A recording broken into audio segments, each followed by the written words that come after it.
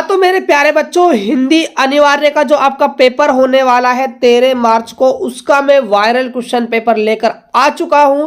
Exam देने से पहले बच्चों आप इस क्वेश्चन पेपर को अच्छे से तैयार कर लीजिएगा, क्योंकि बच्चों यहीं से आपके क्वेश्चन पूछे जाएंगे। तो आज की इस वीडियो के अंदर मैं इस कंप्लीट पेपर का आपको सॉल्यूशन करवाने वाला हूं। यदि दोस्तों आप चैनल पहली बार विजिट किए हो तो चैनल को सब्सक्राइब कर लीजिएगा और वीडियो को लाइक कर दीजिएगा और अपने दोस्तों के पास शेयर भी जरूर कर दीजिएगा। तो स्टार्ट करते हैं बच्चों आज के पेपर का हम सॉल्यूशन। खंड ए के अंदर आपको मिलेंगे बच्चों 12 क्वेश्चन, जिसके अंदर आपको सभी क्वेश्चन दिए जाएंगे बहुचयनात्मक, यानी कि आपको वस्तुनिष्ठ प्रश्न। तो जो पहला क्वेश्चन है वो है आपका, निम्न में से कौन उल्टा पिरामिड शैली का भाग नहीं है। देखिए जो आपका उल्टा पिरामिड शैली होता है बच्चों, उसके अंदर सबसे पहले आता है इंट्रो, उसके बाद आता है बॉडी, उसके बाद आता है समापन। जो आपका मध्य भाग होता है बच्चों, ये उल्टा पिरामिड शैली के अंदर नहीं आता है, ये इसका भाग नहीं है, इसीलिए आपका से ऑप्शन बिल्कुल सही आंसर हो जाएगा। बात करते हैं अगले क्वेश्चन की। रेडियो समाचार लेखन में 1 से 10 तक की संख्याओं को किसमें लिखा जाता है। देखिए जब भी आप रेडियो समाचार लेखन करते हो तो 1 से लेकर जो 10 तक की संख्याएं होती है उनको हमेशा लिखा जाता है बच्चों शब्दों के अंदर। तो बे ऑप्शन आपका बिल्कुल सही होगा। अगले क्वेश्चन की ओर बढ़ते हैं। अगला क्वेश्चन है कि प्रवासी का अंग्रेजी पारिभाषिक शब्द बताइए। यानी कि बच्चों जो प्रवासी होता है उसको इंग्लिश में क्या कहते हैं। उसको कहा जाता है बच्चों माइग्रेंट। क्या कहते हैं भाई, माइग्रेंट उसको कहा जाता है, माइग्रेंट कहते हैं। ऑप्शन आपका ए बिल्कुल सही हो जाएगा। अगला क्वेश्चन है कि सैनिटेंशन का हिंदी पारिभाषिक शब्द क्या है। यानी जो आपका सैनिटेंशन है बच्चों, इसको हिंदी में क्या कहा जाता है। इसको कहा जाएगा भाई स्वच्छता। क्या कहते हैं यार बच्चों, स्वच्छता इसको कहा जाता है। ऑप्शन नंबर आपका ए बिल्कुल सही आंसर होगा। अगले क्वेश्चन की ओर बढ़ते हैं। अगला क्वेश्चन है आपका कि चांद रात फसरीते कविता के संबंध में कौन सी बात सत्य है। तो इसमें भाई आपको जो बात सत्य है ये आपका जो है यह अनंत काणकर द्वारा रचित है। तो बे ऑप्शन आपका बिल्कुल सही होगा। अगला है मोहनजोदड़ो की अनूठी मिसाल क्या है। तो उनकी जो अनूठी मिसाल दी जाती है वो नगर नियोजन भाई उन्होंने अच्छा किया था, इसीलिए आपका ए ऑप्शन हो जाएगा। अगले क्वेश्चन की ओर बढ़ते हैं। अगला क्वेश्चन है स्वतंत्रता समता भ्रातृता पर आधारित समाज को लेखक ने कैसे समाज कहा है। तो कैसा समाज कहा गया है भाई लेखक के द्वारा। तो इस समाज को कहा गया है भाई आपका आदर्श समाज। कैसा समाज भाई, आदर्श समाज हो जाएगा। अगला क्वेश्चन है संसार की सबसे सरस रचनाएं किसके मुंह से निकलती है। तो सबसे सरस रचनाएं निकलती है बच्चों, वो निकलती है हमारी अवधूतों के मुंह से। बे ऑप्शन आपका बिल्कुल सही होगा। अगले क्वेश्चन की ओर बढ़ते हैं। अगला क्वेश्चन है किसमें परिस्थिति को ताड़ने की विशेष बुद्धि होती है। तो बताइए किसमें होती है भाई बुद्धि। तो ये पाई जाएगी आपके कुत्तों में। किसमें पाई जाती है भाई, कुत्तों में पाई जाएगी। अगले क्वेश्चन की ओर बढ़ते हैं। अगला क्वेश्चन है कवि ने साहित्य का रसायन किसे कहा है।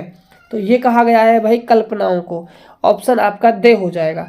अगला क्वेश्चन है रामचरितमानस महाकाव्य किस भाषा में रचित है। तो ये जो आपका रचित है बच्चों, ये आपका जो अवधी भाषा है उसके अंदर लिखा गया है। तो बे ऑप्शन आपका सही होगा। अगला क्वेश्चन है क्रांति की आशंका से कौन भयभीत रहता है।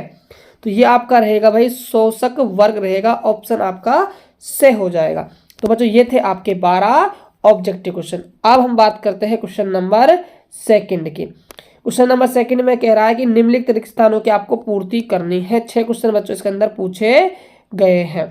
तो देखिए जो पहला क्वेश्चन है आपका वो ये है कि भाषा का स्थानीय रूप खालिस्तान कहलाता है। तो क्या कहलाता है भाई, बोली कहलाता है। तो बोली आपका सही हो जाएगा। अगला क्वेश्चन है रूढ़ यौगिक और योग रूढ़ शब्दों का प्रयोग खालिस्तान शब्द शक्ति में होता है। तो कौन सी शब्द शक्ति में होगा भाई, अभिधा के अंदर। किसके अंदर होता है, अभिधा के अंदर होता है। बात करते हैं अगले क्वेश्चन की।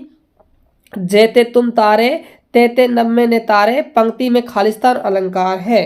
तो ये भाई आपका अलंकार है यमक अलंकार। कौन सा अलंकार बच्चों, यमक अलंकार आपका होगा। अगला क्वेश्चन है जहां एक ही उच्चारण स्थान वाले वर्णों की आवर्ती हो वहां खालिस्तान अलंकार होता है। तो वहाँ आपका जो अलंकार पाया जाएगा वो पाया जाएगा अनुप्रास अलंकार, अनुप्रास आपका आ जाएगा। अगला क्वेश्चन है खालिस्तान लिपि बाई से दाई ओर लिखी जाती है, तो बताइए वो कौन सी लिपि है जो बाई ओर से कहाँ चलती है भाई, दाई ओर चलती है। तो ये हमारी है देवनागरी। कौन सी लिपि बारे बच्चों, देवनागरी लिपि हो जाएगी। अगला क्वेश्चन है पानी गए ने उभरे मोती मानस चून में खालिस्तान शब्द शक्ति है, तो इसके अंदर जो शब्द शक्ति है आपकी वो आएगी लक्षणा शब्द शक्ति। लक्षणा आपका बिल्कुल सही आंसर हो जाएगा। बात करते हैं क्वेश्चन नंबर हम थर्ड की। तो क्वेश्चन नंबर थर्ड है बच्चों आपका एक अपठित गद्यांश है, जिसके कुछ आपको क्वेश्चन दिए गए हैं, उनका आपको आंसर लिखना है। तो देखिए इसको बच्चों हम एक बार पढ़ लेते हैं, इसमें क्या पूछा गया है, फिर हम एक एक क्वेश्चन का आंसर देने का प्रयास करेंगे। देखिए हमारी संस्कृति के मूल अंगों पर प्रकाश डाला जा चुका है। भारत में विभिन्न जातियों के पारस्परिक संपर्क में आने से संस्कृत की समस्या कुछ जटिल हो गई है।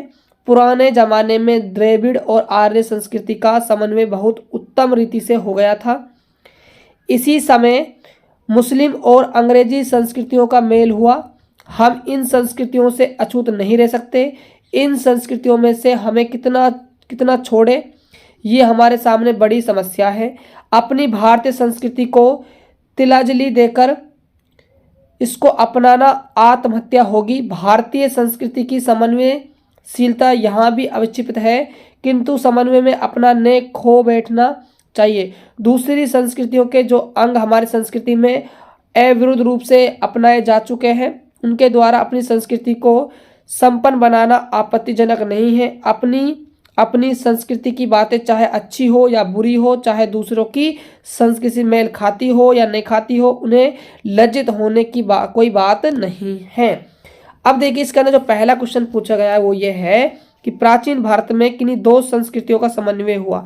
देखो जो प्राचीन भारत था उसमें दो संस्कृति कौन कौन सी थी भाई, प्राचीन का मतलब बच्चों पुराने जमाने की बात कर रहा है। तो पुराने जमाने में कौन कौन संस्कृति थी, एक तो थी आपकी द्रविड़ और एक थी आपकी आर्य संस्कृति। तो यहाँ पर लिखोगे आप द्रविड़ और आर्य संस्कृति, आपका सही हो जाएगा। अगला क्वेश्चन है वर्तमान में किन दो संस्कृतियों के समन्वय की समस्या है। तो समस्या की बात आपसे कर रहा है। तो देखिए आप यहाँ देखिए ध्यान से, हम इन संस्कृतियों से अछूत नहीं रह सकते। इन संस्कृतियों में से हमें कितना छोड़े या हमारे सामने बड़ी समस्या है। तो हमें बच्चों यहाँ से लिखना है, पुराने समाज से हमें लिखना है, या फिर हम यहाँ से लिख सकते हैं इस समय मुस्लिम और अंग्रेजी संस्कृतियों का मेल हुआ और हमें लिखना है समस्या है। यहाँ तक आपका सही हो जाएगा। अगला क्वेश्चन है कि मुस्लिम तथा अंग्रेजी संस्कृतियों के साथ समन्वय में कठिनाई क्या है। बताओ इसमें क्या कठिनाई आई है भाई, इसमें क्या कठिनाई आई है भाई। देखो जो मुस्लिम संस्कृति है वो अलग थी बच्चों, जो अंग्रेज संस्कृति वो क्या थी, अलग थी, ठीक है। इसीलिए हमें इनको अपनाने में क्या आई, थोड़ी सी मुश्किल या कठिनाई आई थी। अगले क्वेश्चन की बात करते हैं, लेखक किसको लज्जा का विषय नहीं मानता। तो लज्जा का जो विषय है वो जो लेखक को किसको नहीं मानता है भाई, ये आपको बताना। देखो यहाँ देखो, संस्कृति मेल खाती हो या नहीं खाती हो उससे लज्जित होने की कोई बात नहीं है।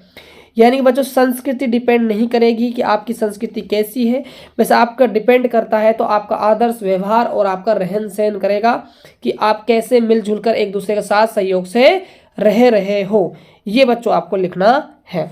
अगला क्वेश्चन है कि मुस्लिम तथा अंग्रेजी संस्कृतियों से समन्वय करते समय क्या दृष्टिकोण अपनाना चाहिए। तो देखिए क्या दृष्टिकोण अपनाओगे भाई, आप क्या क्या अपना सकते हो। देखो जब भी आप मुस्लिम और आप अंग्रेजी संस्कृति से मेल करते हो तो हमें इन संस्कृतियों में अछूत नहीं रह सकते।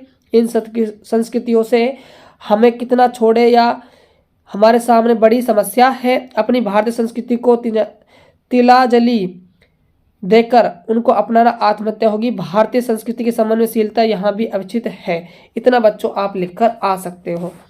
अगला क्वेश्चन है कि उपरोक्त गद्यांश का आपको उचित शीर्षक बताना है। तो बच्चों इस गद्यांश में जो जोर दिया गया है वो हमारी संस्कृति के ऊपर जोर दिया गया है। तो इसका जो शीर्षक हो जाएगा भाई हो जाएगा संस्कृति, ये आपका इसका शीर्षक हो जाएगा। अगला क्वेश्चन भी देख लीजिए बच्चों, क्वेश्चन नंबर 4 है, ये भी आपका अपठित गद्यांश है, इसका भी आप सॉल्यूशन कर लीजिएगा अच्छे से। हम बात करते हैं खंड बे के अंदर। खंड बे के अंदर बच्चों आपको कुछ बुक के क्वेश्चन देखने को मिलेंगे जिनकी जो समय सीमा होगी वो आपको 40 शब्द होगी। तो देख सकते हो आप आराम से बच्चों, पूरा पेपर आप अच्छे से तैयार कर लीजिएगा बच्चों। इस क्वेश्चन पेपर में से काफ़ी क्वेश्चन आपके एग्जाम में पूछे जाएंगे।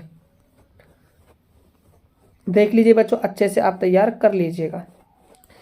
ये आपका पूरा बच्चों प्रश्न है, ये आपका निबंध है। तो बच्चों ये थे आपके पेपर में 19 क्वेश्चन आएंगे।